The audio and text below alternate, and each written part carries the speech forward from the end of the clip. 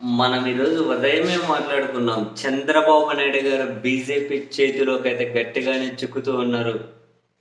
మెల్లిమెల్లగా BJP అయితే తనను పూర్తిగా కంట్రోల్‌లో పెట్టుకొని పైచేయి సాధించే ప్రయత్నం చేస్తూ ఉంది అని.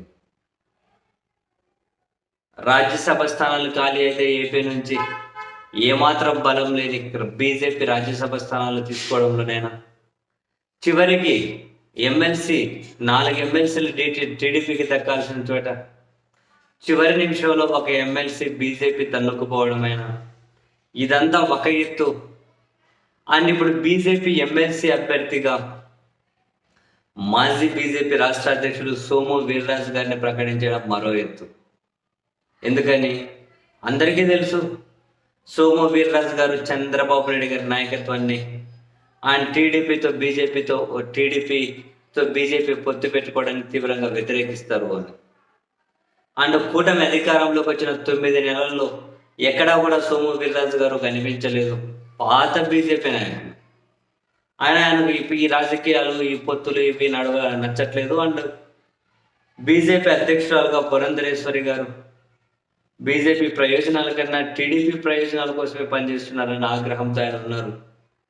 ఆ మేరకు ఢిల్లీ బీజేపీ పెద్దలు కూడా ఆయన చాలాసార్లు నివేదించి ఉన్నారు.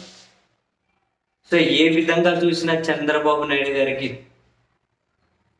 పురంధరేశ్వరి గారికి, సోము వీర్రాజు గారికి ఎమ్మెల్సీ ఇవ్వడం ఏమాత్రం ఇష్టం లేదు. అయినా వాళ్ళ ఇష్టాలతో పని లేదు. బీజేపీ సోము వీర్రాజు గారిని ఎమ్మెల్సీ చేసింది అంటే డెఫినెట్లీ చంద్రబాబు నాయుడు గారికి నెగిటివ్ సంకేతాలు పంపించినట్లే. అండ్ బీజేపీ ఎలాంటి నిర్ణయాలు తీసుకున్నా చంద్రబాబు గారు వ్యతిరేకించే పరిస్థితి అయితే ప్రస్తుతానికి లేదు. వాళ్ళు ఏం చెబితే దానికి ఓకే అనడం తప్ప. లేకపోతే 8 మంది ఎమ్మెల్యేలు లేని బీజేపీ ఇన్ని సీట్లు, రాజ్యసభలు ఖాళీ అయితే రాజ్యసభ, ఎమ్మెల్సీలు ఖాళీ అయితే ఎమ్మెల్సీలు, అది కూడా చంద్రబాబు గారికి ఏమాత్రము పొసగని వ్యక్తి బీజేపీ నుంచి ఎమ్మెల్సీ అవ్వడం, ఇవన్నీ కూడా డెఫినెట్లీ చంద్రబాబు నాయుడు గారికి నెగిటివ్ సంకేతాలుగానే చూడాల్సి ఉంటుంది. రాబోయే రోజుల్లో తెలుగుదేశం పార్టీ ఏమాత్రం నష్టపోబోతుందో, బీజేపీ జనసేనను ముందు పెట్టుకొని ఏ విధమైన రాజకీయాలు ఆంధ్రప్రదేశ్లో చేయబోతోంది, టీడీపీని అంతో ఇంతో వాళ్ళు తినేయబోతున్నారు.